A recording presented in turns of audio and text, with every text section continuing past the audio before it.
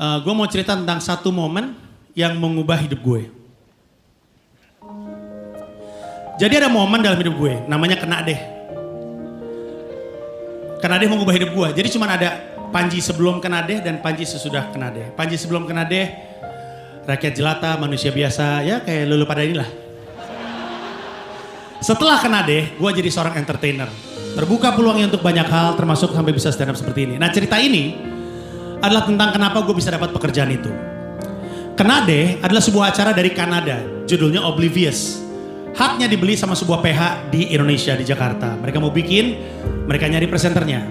Syaratnya 3. Pinter ngomong, pinter improvisasi, dan tidak terkenal. Karena kan harus nyamar jadi berbagai macam pekerjaan. Castinglah penyiar-penyiar radio se-Jakarta, Bandung dan sekitarnya juga. Saat itu gue siaran di lantai 8 Sarinah Tamrin. Satu lantai 8 ikutan casting tuh, pada tahu tuh. Gue gak tahu karena gue baru datang dari Bandung, masih ngambil job MC yang menurut hard rock gak hard rock banget. Gue dibilang sama teman gue anak hard rock, ngapain sih ngambil job itu malah-malain deh, itu gak hard rock banget. Gue bilang, abis job yang hard rock banget gak ada yang ke gue, jadi gue terpaksa ngambil yang kayak gini-gini. Ya jadi semuanya para casting, gue enggak. Setelah berapa minggu, talent coordinatornya namanya Tasya ditanya sama bosnya, bos PH-nya, gimana? Udah casting? Udah. Dapat belum? Gue ada satu penyiarnya lagi gue cari tapi belum dapat. Kasih gue 1 minggu, gue mau cari dia. Oke kata bosnya. Seminggu dia casting, penyiar-penyiar pada di casting. Seminggu kemudian bosnya nanya, gimana? Udah dapat belum? Belum, gue masih butuh 1 orang lagi. Bosnya nanya, siapa sih ini 1 orang yang lu cari-cari? Ada namanya Panji Pragiwaksono, dia pas banget untuk acara ini. Kasih gue 1 hari.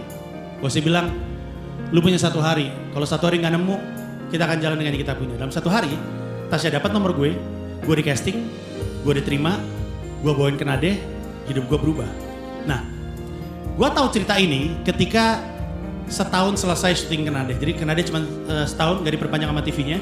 Terus kami kayak makan-makan perpisahan gitu. Dalam perpisahan itu si Tasya cerita barusan.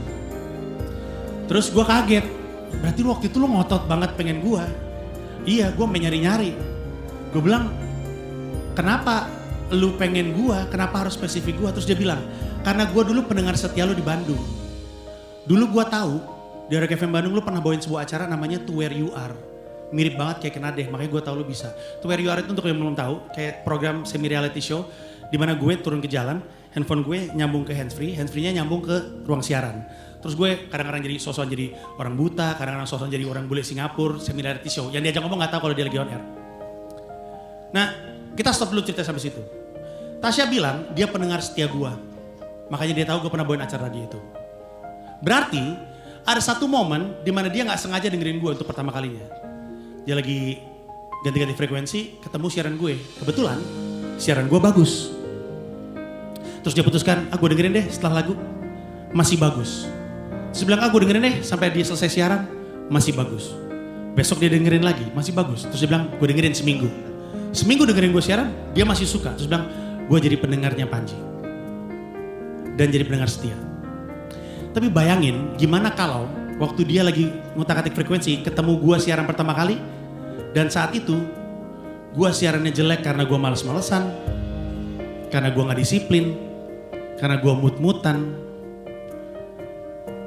Siaran gue jelek dan mungkin gak dia akan dengerin gue lagi setelah lagu. Mungkin gak dia dengerin sampai akhir siaran. Mungkin gak dia dengerin selama seminggu. Mungkin gak dia jadi pendengar gue, apalagi pendengar setia gue, gak mungkin. Gue baru ngeh bahwa hidup gue ternyata ditentukan dalam 1 buah 5 menit. Penyiar kan kalau siaran tuh 3-5 menit. Yang kalau ternyata 5 menit itu gue jelek, hidup gue gak kayak sekarang. Banyak orang nanya, Panji kenapa ada yang sukses dan ada yang enggak? Kadang-kadang gue berpikir, kita sering banget menyia-nyiakan kesempatan yang diberikan kepada kita. Karena penontonnya dikit, karena yang nonton gak penting, mungkin bukan orang-orang jawabannya penting. Padahal waktu gue siaran, gue kan juga gak tahu bahwa pendengar gue seorang mahasiswi Unpad suatu hari akan megang sebuah jabatan di sebuah PH yang ngasih gue kerjaan yang mengubah hidup gue gak tahu itu. Tapi gue disiplin, gue tidak menyia-nyiakan kesempatan itu. Bayangin, berapa sering kita membiarkan sebuah 5 menit kesempatan lewat begitu aja. Padahal harusnya di depan 50 orang, di depan 5.000 orang harusnya sama aja. Di depan orang dengan jabatan penting, di depan orang pengangguran harusnya sama bagusnya.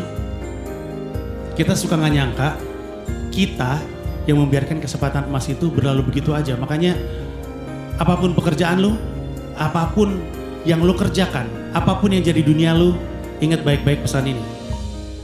Jangan pernah sia-siakan setiap 5 menit kesempatan yang diberikan kepada lu. Karena lu gak akan pernah tahu, bisa jadi 5 menit itu justru yang akan mengubah hidup lu selamanya. Selamat berjuang, terima kasih.